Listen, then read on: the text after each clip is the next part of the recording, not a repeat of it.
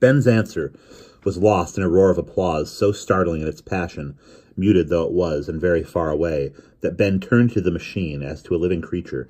He touched it timidly, but with good luck, and the room was lit up by sound as by a flash of lightning. The roar ceased, and a voice began to speak, a slow English voice. It is no secret, said the voice, with long pauses between the phrases. It is no secret that we, the victors, have agreed with the vanquished on all questions of terms. The crowd roared again, and again was silent. The voice resumed. In the hope of building our peace on the firmest possible foundations, we have ceded much. The voice changed its tone and quickened. I say, Mr. Tongue, at this moment of half the English-speaking world, that never in all history have such concessions to a vanquished foe been known. Again there was a pause, but now there was no murmur, only the silence of thousands holding their breath. For we recognize we are to disprove the bitter reproach that history, which is man's conscience, forever repeats herself unheeded. We must work together on equal terms, with equal deprivations, but with equal hopes. The work that lies ahead. Ben drew a deep breath. He might have been running. He put out his hand, and all sound ceased except the heavy sound of his own breathing. His eyes glowed. You hear? Said Ben. The work lies ahead. The moon had slipped out of sight behind the jasmine and the clematis. Said Ben, still panting. It is time to go. Go nothing, Illico was roused. I tell you, we belong to Bothering now. Bothering and Jenny. They've got a moral option on us. Don't be afraid, they'll buy. Me? Us? What are you doing? And Illico stared at it to his feet as Ben, with one frowning look at him, walked across to the sofa. There lay the white mackintosh laid down like a sleeper.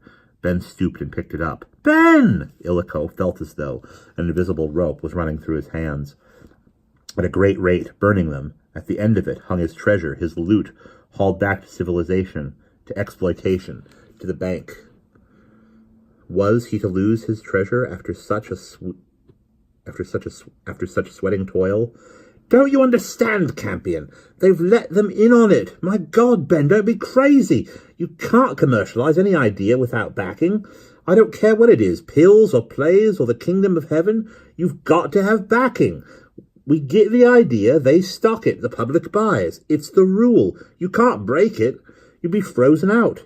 Don't you know what happens to inventors when they're stubborn? You'd be ruined. You've only had the idea, but Bothering's got the money and the power. It's for him to say if you ever get it to the public. He's the agent. He's the middleman. He can hold you up forever. That's finance.